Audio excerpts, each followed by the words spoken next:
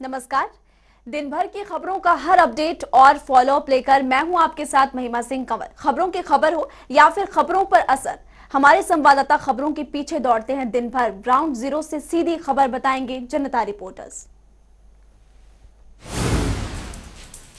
हरियाणा सरकार ने किसान आंदोलन के दौरान दर्ज मुकदमे वापस लेने का आदेश जारी कर दिया है। हरियाणा के गृह सचिव राजीव अरोड़ा ने प्रदेश के सभी जिलों के डीसी को एक पत्र लिखा है। इस पत्र में कहा गया है कि डीसी जिले के डीए और एसपी से कानूनी राय लेने के बाद जिले में दर्ज मुकदमों की जानकारी भेजें। इसके साथ ही ये भी कहा गया है कि जिले में कितने मामले दर्ज हुए हैं और अब पूरे मामलों की स्थिति क्या है, इसकी जानकारी दी जाए। काबिले गौर है कि इससे पहले हरियाणा विधानसभा के शीतकालीन सत्र के कार्रवाई के दौरान मुख्यमंत्री मनोहर लाल ने सदन में जानकारी दी थी कि प्रदेश में किसान आंदोलन के दौरान 276 मुकदमे दर्ज किए गए हैं, जिनमें 4 मुकदमे गंभीर अपराध के हैं, जबकि 272 मामलों में सरकार उनको रद्द करने का प्रक्रिया शुरू कर चुकी है।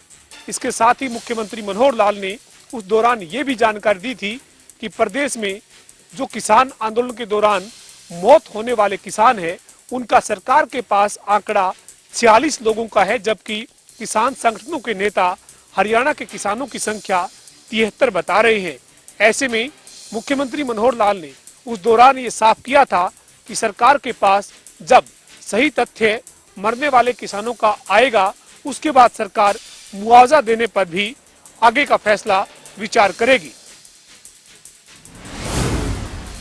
याचिका पर सुनवाई करते हुए इलाहाबाद हाईकोर्ट ने पीएम मोदी और चुनाव आयोग से आगामी यूपी विधानसभा चुनाव टालने पर विचार करने की अपील की है।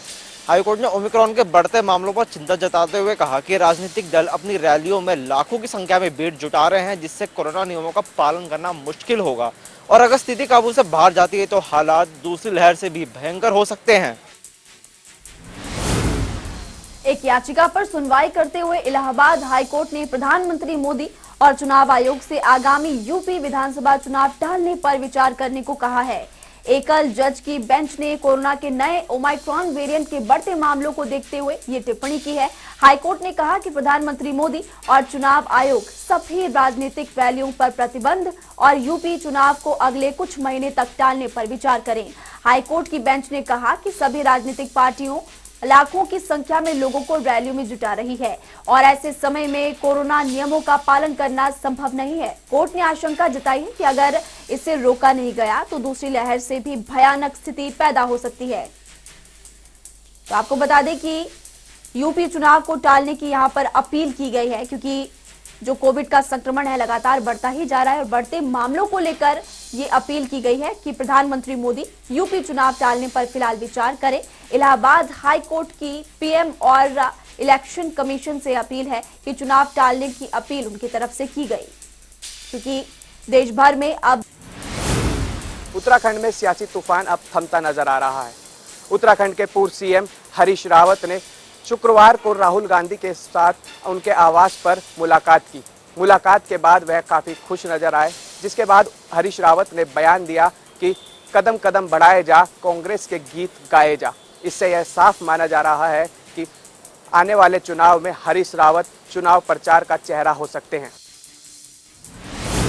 उत्तराखंड के पूर्व सीएम हरीश रावत के गुरुवार को किए गए ट्वीट के बाद सियासी भूचाल आ चुका है, जिसके बाद आलाकमान ने हरीश रावत के साथ उत्तराखंड के सीनियर कांग्रेस नेताओं को दिल्ली बुलाया था।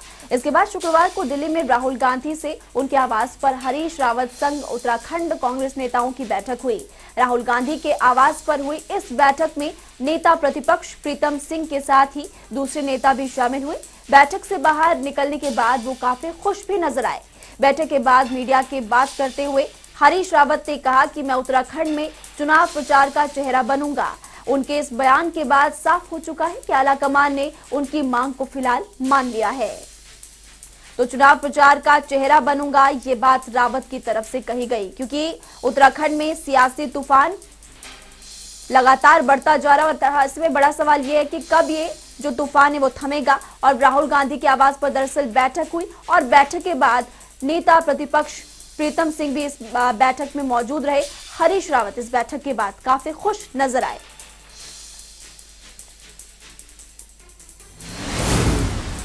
चंडीगढ़ में आज नगर निगम के चुनावों के लिए वोट डाले गए। शहर में कुल 694 मत केंद्र बनाए गए, जहां मतदाताओं ने अपने मत का प्रयोग किया। शांतिपूर्ण तरीके से चुनाव संपन्न हो चुके हैं। इस बार 216 प्रत्याशी चुनाव लड़ रहे हैं। अक्सर चंडीगढ़ में भाजपा और कांग्रेस के बीच में टक्कर देखने को मिलती है, लेकिन इस बार आम आदमी पार्टी भी मैदान में उतर आई है और इसके साथ ही कई निर्दलीय प्रत्याशी भी हैं जो सियासी दलों के प्रत्याशियों को टक्कर दे रहे हैं। अब देखना ये होगा कि 27 दिसंबर को किसका भाग्य जागता है और किसके सर पर ताज सजता है। विधानसभा चुनाव से पहले पंजाब सरकार ने किसानों को एक बड़ी सौगात दी है। मुख्यमंत्री चन्नी ने ऐलान किया है कि किसानों का 2 लाख रुपए तक का कर्ज माफ किया जाएगा। मुख्यमंत्री चन्नी ने कहा है कि कर्ज माफ करने के लिए करीब 1200 करोड़ की धनराशि जारी की जाएगी। ये लाभ सिर्फ जिनके पास 5 एकड़ की जमीन है और जिन्होंने बैंक में अपनी जमीन गिरवी रख रखी है, ये लाभ सिर्फ उन्हें ही मिलेगा। तो विधानसभा चुनाव से पहले पंजाब सरकार ने किसानों को बड़ी सौगात दी है। चन्नी सरकार ने किसानों को 2 लाख तक का कर्जा माफ करने का ऐलान किया। मुख्यमंत्री चरणजीत सिंह चन्नी ने कहा कि सरकार किसानों का कर्ज माफ करने के लिए 1200 करोड़ रुपए की धनराशि जारी करेगी। इसके तहत 5 एकड़ तक के जमीन मालिकों के 2 लाख तक कर्ज पूरी तरह से माफ हो जाएंगे। चन्नी सरकार के मुताबिक जमीन गिरवी रखने वाले बैंकों का भी 2 लाख तक का कर्ज माफ होगा। तो पंजाब सरकार ने दरअसल किसानों को एक बड़ी सौगात दी है और आपको जानकारी दे दें कि 5 एकड़ तक जमीन वाले किसानों को इसका फायदा होगा। पंजाब के मुख्यमंत्री चरणजीत सिंह चन्नी ने ये बड़ा ऐलान कर किसानों के 2 लाख रुपए तक के कर्ज माफ करने का बड़ा ऐलान किया है, यानी कि किसानों को एक बड़ी सौगात मिलेगी। कोरोना वायरस का नया वेरिएंट ओमिक्रॉन अब भारत में भी तेजी से फैल रहा है। देश के 16 राज्यों में ओमिक्रॉन संक्रमण पहुंच चुका है। ताज़ा आंकड़ों के मुताबिक अब देश में कुल संक्रमितों की संख्या बढ़कर 354 के पार पहुंच चुकी है। ओमिक्रॉन संक्रमण की इस तेज रफ्तार को देखते हुए स्थिति चिंताजनक नजर आने लगी है। बढ़ती रफ्तार को देखते हुए केंद्र सरकार ने राज्य सरकार को अपने स्तर पर उचित कदम उठाने के निर्देश दिए हैं। आपको बता दें, वैक्सीनेशन का आंकड़ा 138 करोड़ के पार पहुंच चुका है। आपको जानकारी दे दें तो देश में ओमाइक्रॉन के बढ़ते मामलों को लेकर केंद्र सरकार ने राज्यों और केंद्र शासित प्रदेशों को निर्देश जारी कर जरूरी सावधानियां बरतने की अपील की है। देश के 16 राज्यों में ओमाइक्रॉन का संक्रमण पहुंच चुका है। भारत में ये संख्या 350 को भी पार कर चुकी है। तमिलनाडु में गुरुवार को 33 मामले सामने आए। हिमाचल प्रदेश के बिलासपुर के सरकारी स्कूल में 23 बच्चे कोविड पॉजिटिव आने के बाद हड़कंप मच चुका है।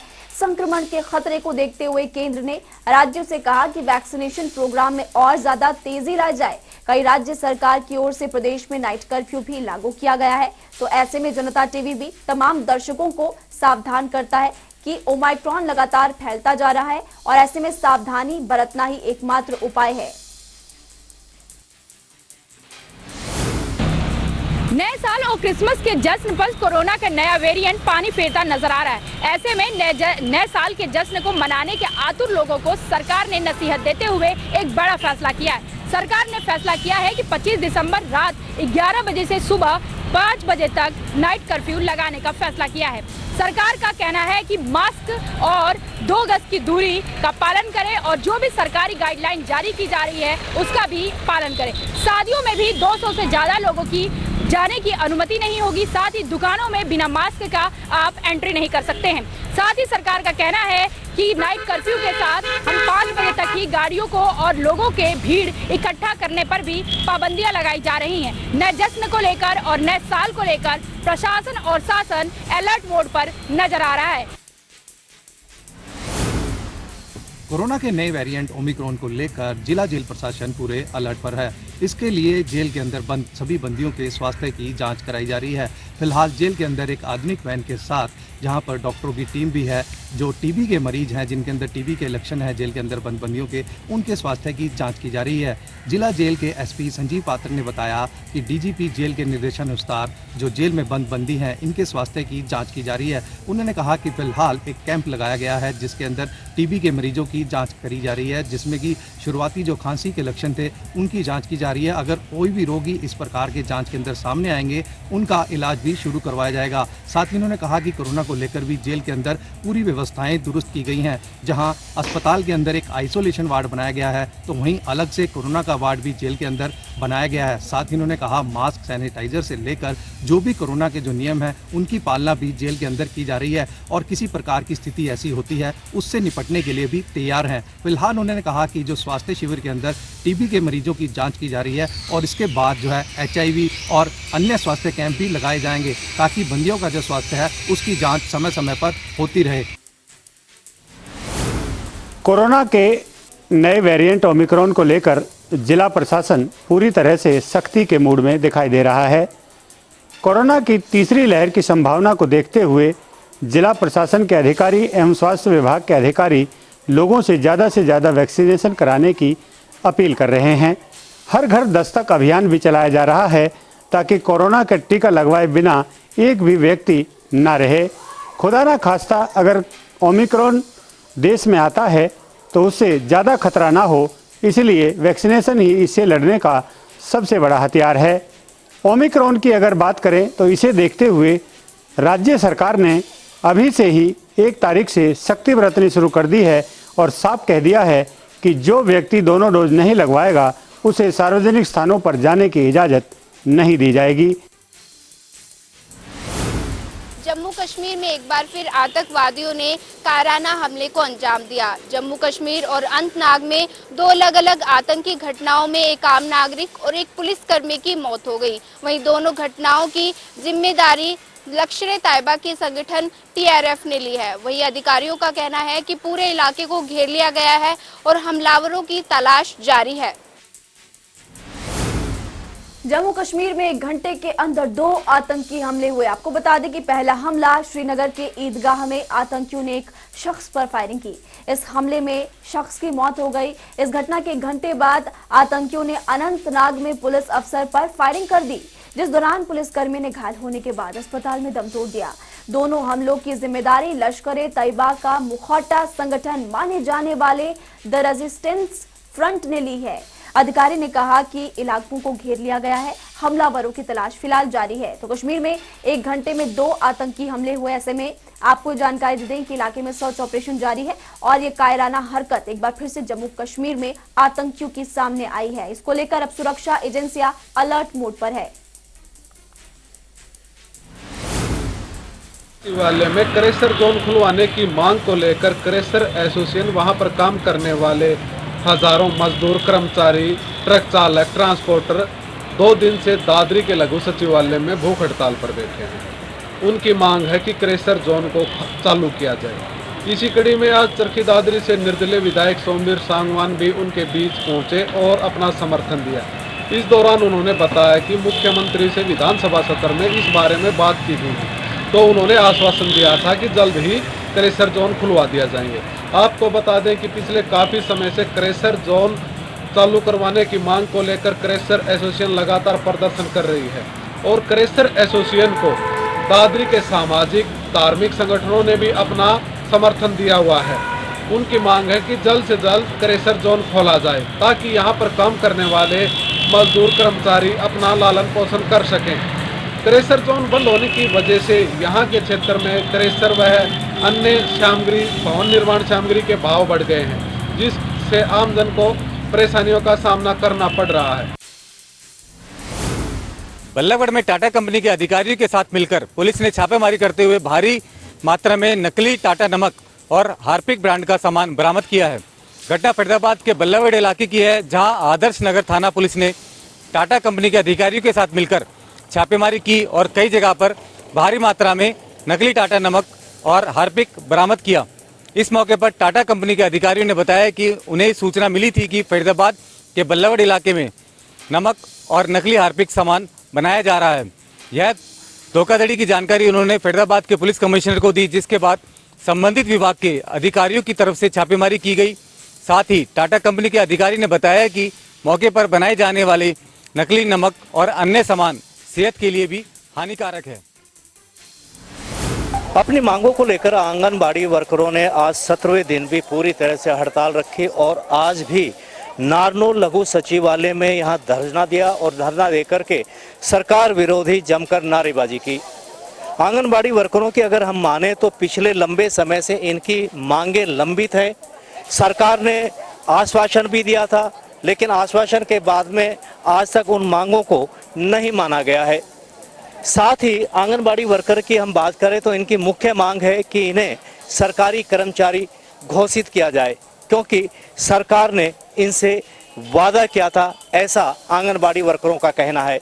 अगर सरकार ने उनकी मांगे नहीं मानी तो यह आंदोलन आगे भी जारी रहेगा। उत्तर प्रदेश में विधानसभा चुनाव से पहले आईटी विभाग की ताबड़तोड़ छापेमारी जारी है। इसी कड़ी में कन्नौज में अखिलेश यादव के करीब पीयूष जैन के घर छापेमारी की गई, जहां से 150 करोड़ रुपए बरामद होने की जानकारी है, जिसके बाद टीम ने कागजात और आयकर का ब्यौरा लेना शुरू कर दिया है। वहीं लोगों को घरों में कैद कर पूछताछ की जा रही है। साथ ही बता दें कि एक माह पहले पीयूष जैन ने इत्र लॉन्च किया था। उत्तर प्रदेश में विधानसभा चुनाव से ठीक पहले आयकर के छापों से सपा को बड़ा झटका लगा है। बताया जा रहा है कि आयकर विभाग सपा से जुड़े लोगों और कारोबारियों की बातचीत पर काफी समय से नजरें बनाए हुए था। इसी दौरान टीम को सामान, होलसेल और डिलीवरी जैसे कोड वर्ड की जानकारी मिली। इसके बाद आईटी की टीम ने ये छापेमारी शुरू की। इस पूरे ऑपरेशन को बिग बाजार नाम दिया गया। इससे पहले सपा के फाइनेंसर माने जाने वाले जैनेंद्र यादव, समाजवादी पार्टी के राष्ट्रीय सचिव राजीव राय, मनोज यादव और राहुल भसीन के यहां पर भी छापा पड़ा था, जिसमें तकरीबन 800 करोड़ रुपए की कर चोरी घोटाले का भी पता चला है। तो आपको बता दें कि आईटी ने 150 करोड़ रुपए जो है वो बरामद किए हैं। 150 करोड़ रुपए बरामद किए गए और ऐसे में होलसेल का जो राज है वो खुलता हुआ दिखाई दिया। अब जो ये तस्वीरें ही सोशल मीडिया पर भी लगातार वायरल होती जा रही है और सपा के खजाने पर आईटी ने ये छापा मारा है। 150 करोड़ रुपए जो है वो बरामद किए।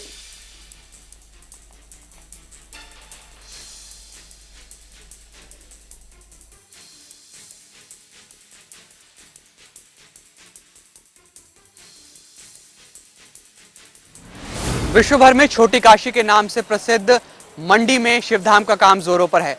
शुक्रवार को हिमाचल प्रदेश के मुख्यमंत्री जयराम ठाकुर ने निर्माण स्थल का जायजा लिया और अधिकारियों को काम पूरा करने के दिशा निर्देश जारी किए। मुख्यमंत्री जयराम ठाकुर ने 21 फरवरी 2021 को शिवधाम का शिलान्यास किया था।